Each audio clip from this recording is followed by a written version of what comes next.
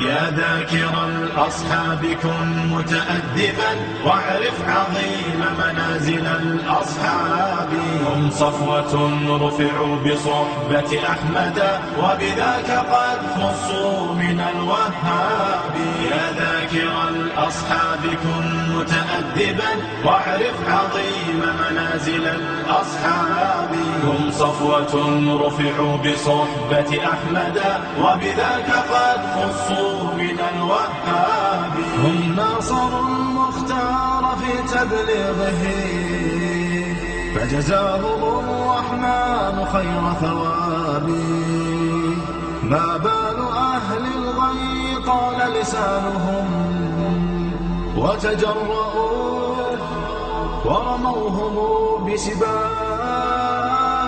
سبوا خيار الخلق من لهم العلا ولهم مقام في ذرى الأحساب. من قبل صرح أعوج عن حقده في سب شيخ متق أواب. يا ثاني الاثنين في الغار الذي شهدت له آيات خير كتاب.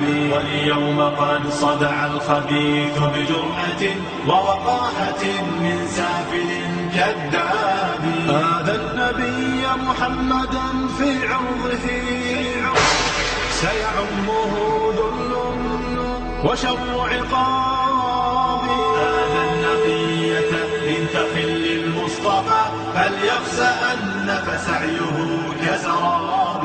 هاتيك أم المؤمنين فضلها يروى لنا في سورة الأحزاب. يا أم إني قد كتبت مدافعا والدمع مني كالندى المنساب. من ذاك يجرؤ أن ينال لسانه من زوج خير العجم والأعراب. يا من زعمتم حب آل نبيكم أخلت جماجمكم من الألباب. تمشون في درب الضلال معتب قد أخفيت عثراته بضباب. يا ذاكر الأصحاب كن متأدبا. يا ذاكر الأصحاب كن متأدبا واعرف عظيم منازل الأصحاب. هم صفوة رفعوا بصحبة أحمد وبذاك قد خصوا من الوهاب. يا ذاكر الأصحاب كن متأدبا واعرف عظيم منازل الأصحاب. هم صفوة رفعوا بصحبة أحمد.